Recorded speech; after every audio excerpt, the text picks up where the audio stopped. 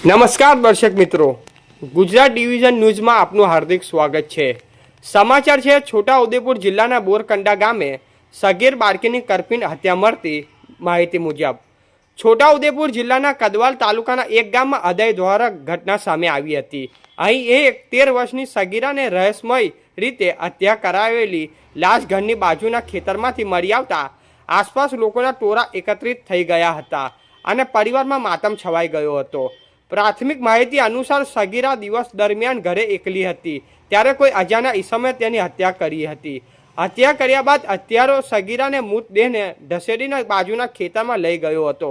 બપોરના સમયે સગીરાની માતા ખેતરથી ઘરે પરત ફરતા દીકરી જોવા ન મળતા તેમણે શોધખોળ શરૂ કરી હતી।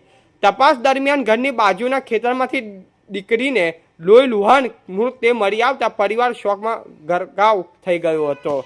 આ ઘટનાની ગંભીરતાને જોતા કદવાલ પોલીસ મથકના પીએસઆઈ કે સોલંકી સહિતના પોલીસ કાફલો તાત્કાલિક ઘટના સ્થળે દોડી આવ્યો હતો।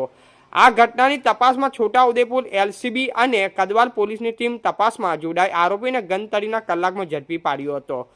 પ્રકાશભાઈ હટુભાઈ રાઠવા, ઉંમર 19, ધંધો ખેતી, રહે બોરકંડા હોરી, ફરિયાની ધરપકડ કરી વધુ તપાસ હાથ ધરી છે। रिपोर्टर विपुल कुमार बारिया। જે આ બાળકી હતી એ તમારી શું થતી હતી? તમારી બેન હતી, નાની બેન। તો જે આ થયું છે એ શું થયું છે? એ મારી બેન ખેર મૂકીને ગયા હતા। મારી મમ્મી પપ્પા ખેતરમાં ગયા હતા। મારા પપ્પા 8 વાગે ગયા હતા, મારી મમ્મી 9 વાગે ગયા હતા। એ મારા કાકાનો છોકરો 8 દિવસથી આવે ને પાછો નાહી જાય, આવે ને પાછો નાહી જાય। પછી સવારમાં આવ્યો તો કે મારી મમ્મીને એમ એવું કીધું હતું કે આજે તું ખેતરમાં જવાય ને, કે મેં હું ખેતરમાં જવાય નહીં। પછી મારા મમ્મી પપ્પાને ખેતરમાં જવા દે, પછી એ છોકરો આવ્યો તો અહીં મારા ઘેર। પછી એ આવીને મારી બેન અંદર ઘરમાં ગોદડીમાં બેસીને લખતી હતી। પછી એ ખાવાનું ડીશમાં કાઢ્યું હતું ખાવા, પછી એને ખાવા નહીં દીધું।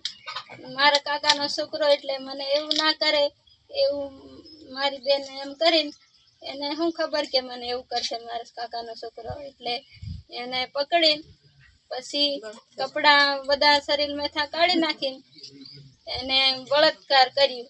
બળાત્કાર કરીને પછી સક્કાના ઘા અહીં વાળી જગ્યાએ માર્યા હતા, અહીં ગળામાં માર્યા હતા, અહીં આંખોમાં માર્યા હતા। પછી સક્કાના ઘા કરીને મારી બેનને મારી નાખી। પછી મારીને અંદર ઘરમાંથી ઠાહેડીને ત્યાં બોરી હતી ને બાજુવાળા ખેતરમાં નાખી દીધી હતી।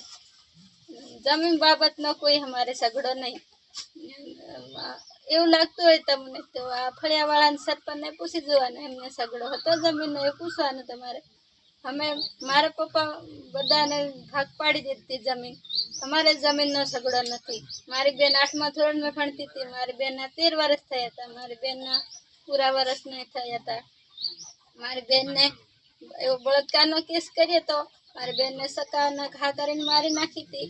એટલે મારી બેનને જે એવું કર્યું ને એવું ને એવું એને કરવાનું, એને ફાંસીનો હુકમ, એને ત્યાં કોર્ટમાં તો અહીં લાવવાનો નહીં, એને ત્યાં પૂરું કરવાનું, એને ફાંસીનો હુકમ, એટલું જ મારે કહેવાનું।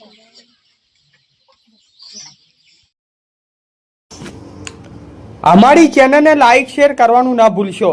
धन्यवाद।